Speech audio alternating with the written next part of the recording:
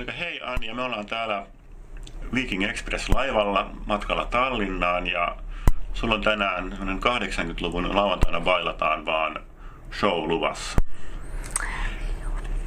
Lauantaina bailataan. Tänään on lauantai ja tänään on vedettykin yksi show jo päivällä ja tässä vähän silmät ristissä. Nykyään myös teen töitä muualla, eli ihan tämmöisessä niin sanotusti päivätyössä. Ja tämmönen keikkaelämä nyt on vähän semmoinen hauska ekstra tässä.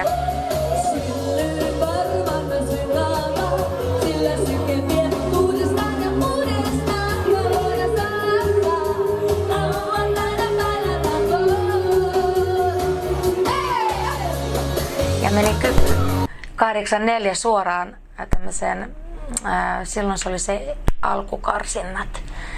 MTV:llä oli semmoinen niin sanottu talent. Niin, se oli vähän sen ajan Idols tai talent. Niin, mä mietinkin sitä, että sehän on, MTV Suomessa on ollut edelläkävijä. No todella, että miten ne ei napannut sitä talenttia. Oliko siinä kilpailussa sit muitakin kuin laulajia, mun kita-alan taiteilijoita? Oli ja se oli hyvin mieluisa mulle. Mä muistan sen takia, että siellä oli erilaisia persoonia ja sitten se fokus ei ollut vaan siinä laulamisessa. Siinä omassa luokassani olin eräänlainen voittaja sitten, että ainoa solisti.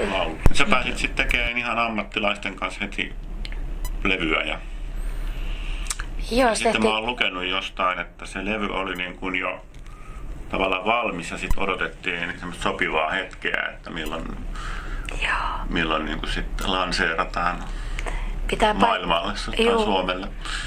Pitää paikkansa ja sitten tuli se syksyn sävel. Joo, sitten sinulle tuli se levy ulos ja sehän myi kultaa sitten nopeasti myöskin. Joo, se levy myi kultaa ja sen jälkeen heti tuli aika nopsaa, tuli silloin Suosikkilehdellä, Suosikkilehteekö ei hoida, niin tuli, Suosikkilehdellä oli tämmöinen kiertue kuin Mr. ja Mrs. Young Finland, farkku tai joku tämmöinen oli aika. Niin mä olin sitten oliko se puoli vuotta se kesti se kiertue kaiken kaikkiaan, niin leading lady niin sanotusti. Sä aloit niitä sun omia kappaleita sit siitä, mitä siellä päällä kaikkia on. Ja kaikkea vähän muutakin sit sinne.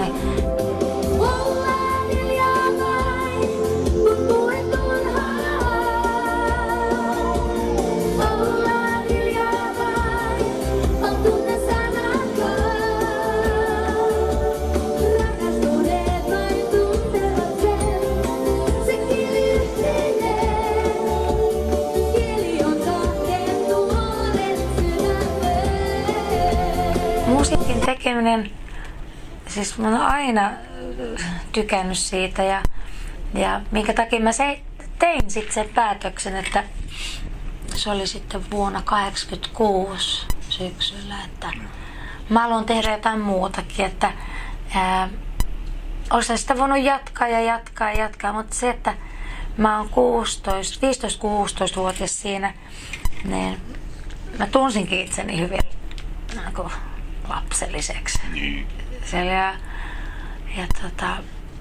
Oikeastaan mä en tiennyt mitä mä halusin.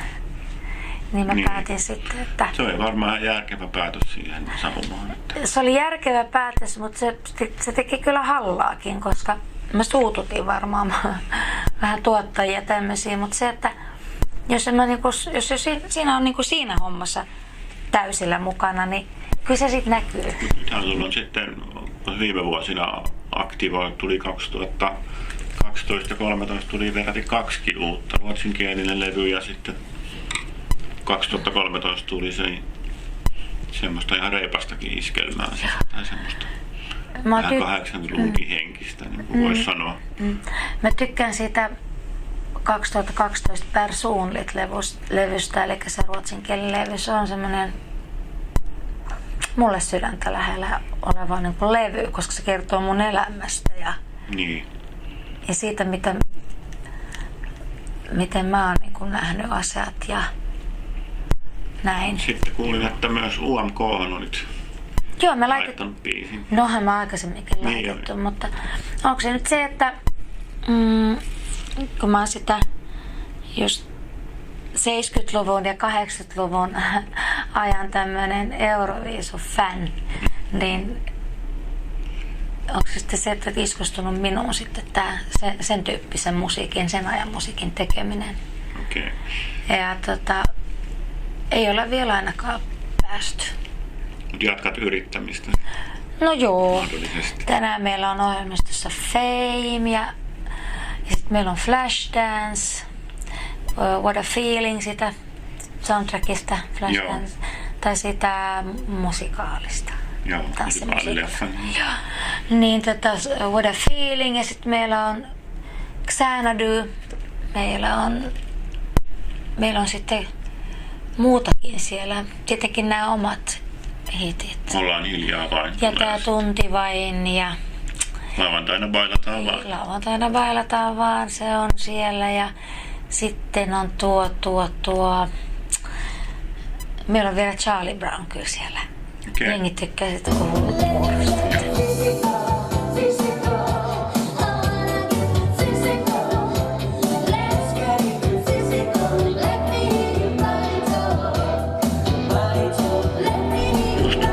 Hieno juttu. Kiitos haastattelusta ja menestystä. Menestystä, Musiikkihommiin. joo. Me tarvitaan jokainen. Edes piirun verta. Kiitoksia. Joo. Oli kiva Kiitos. jutella.